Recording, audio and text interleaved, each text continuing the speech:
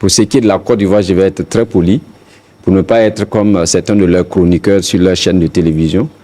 Alors, on peut toujours critiquer les dirigeants de Burkina, mais il faut que les gens arrêtent aussi de ne pas se foutre de l'histoire de Burkina et de Burkina. Sinon, on va commencer aussi. Non, ce n'est pas. Je crois que après toutes ces expériences lugubres, les esprits surchauffés, je crois qu'aujourd'hui, quand même, on peut réfléchir davantage de manière à éviter le bain de sang que la Côte d'Ivoire a connu et qui a eu des répercussions dans les pays voisins. Nous serons toujours touchés, nous serons toujours sensibles à ce qui va se passer chez nos voisins. C'est pour cela qu'il faut prier le ciel, comme on dit. Il faut espérer que le minimum de concertation d'avant bagarre va se passer et que, bon, les différents candidats pourront effectivement nous amener progressivement vers des échéances électorales beaucoup plus paisibles. Parce que c'est ça qu'il faut. Le peuple ivoirien n'a pas besoin de bagarres inutiles. Déjà, la CEDEAO est en train de brûler, doucement, doucement.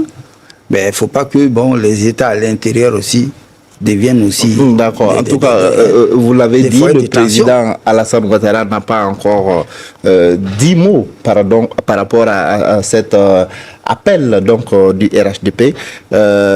Mais il y a également plusieurs autres candidats qui se sont déclarés, dont Laurent Gbagbo. Alors, Blaise Quintega, est-ce que vous pensez justement que le président Alassane va accepter cette candidature puisque la Constitution lui permet d'être candidat? Est-ce qu'il a le choix?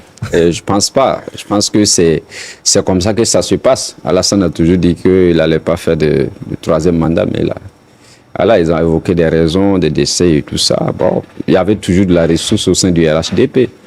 Mais bon, vous savez, pour ce qui est de la Côte d'Ivoire, je vais être très poli, pour ne pas être comme certains de leurs chroniqueurs sur leur chaîne de télévision. Alors, on peut toujours critiquer les dirigeants de Burkina, mais il faut que les gens arrêtent aussi de ne pas se foutre de l'histoire de Burkina et de Burkina. Sinon, on va commencer aussi. Non, ce n'est pas notre intention, ce n'est pas notre ambition. Je vais parler poli pour dire que, très sincèrement, lorsque vous êtes un chouchou de la communauté internationale, tout ce que vous faites, ça passe. Voilà la triste réalité de l'Afrique. Peu importe si vous défendez les intérêts de votre pays ou défendez les intérêts des Occidentaux, si vous êtes un chouchou de la communauté internationale, on trouvera toujours les agences de communication pour maquiller qui vous êtes. Et je suis sûr que le président Alassane sera candidat et il va faire comme Oufoué, parce que bon, le RHDP même, c'est le rassemblement des oufouettistes, non? Voilà, de 1960 à nos jours, on connaît ce qu'a été une élection en Côte d'Ivoire.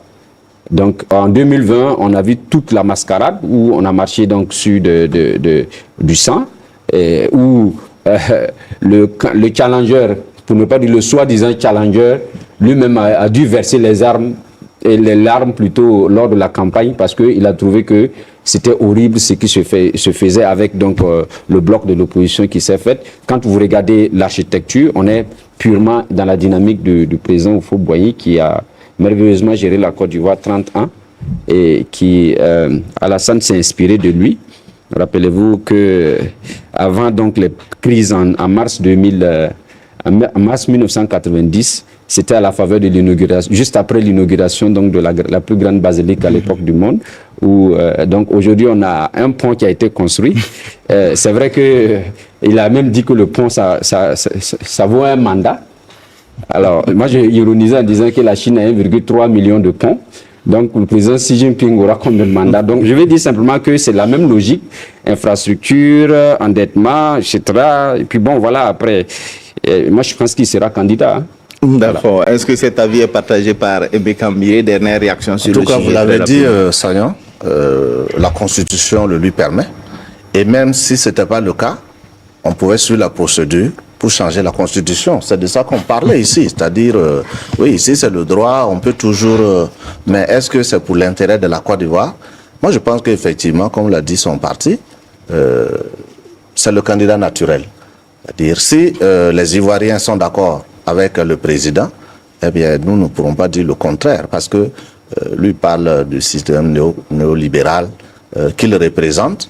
Effectivement, je pense que la France, le pays tuteur des colonies d'Afrique, là, partage sa vision. À chaque fois, il va là-bas prendre les directives, les injonctions pour venir exécuter plus ou moins. Et puis lui aussi, il ajoute sa touche d'économiste du système international. Et si les Ivoiriens se sentent bien avec, il n'y a pas de problème. Et il y a même une base française pour le défendre. C'est la même base qui a bombardé le palais de la présidence ivoirienne avec le président dedans pour lui faciliter donc son installation. Donc vous comprenez qu'il est vraiment soutenu par beaucoup de force. Cela dit, pour moi, c'était comme le cas du Mali, c'est-à-dire l'Afrique entière est dans une sorte de laboratoire. On verra dans 5 ans, dans 10 ans, qui a trouvé la bonne voie. Si la Côte d'Ivoire se développe, le Burkina ne peut pas ne pas suivre le pas.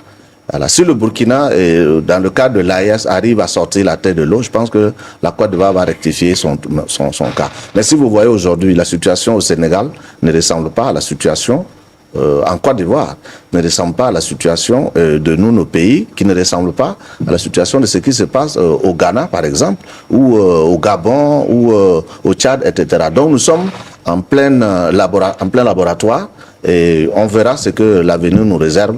Donc s'ils veulent rempiler et mourir au pouvoir comme Houphouët-Boigny, peut-être que si ça arrange comme ça, on verra aussi comment est-ce qu'on va transformer nos présidents en monarques. Si ça ne marche pas, nous aussi on va rectifier. Donc bon vent aux Ivoiriens, ça a eu de valider la candidature, mais s'il faut pronostiquer, je pense qu'il va se présenter. On ne va pas lui laisser le choix. On ne va pas lui laisser. Que ce soit ceux qui le soutiennent ou de l'intérieur ou de l'extérieur, et il n'aura pas le choix. Merci d'avoir regardé la vidéo. Avant de nous quitter, n'hésitez pas à partager vos avis dans les commentaires. À bientôt pour de nouvelles vidéos.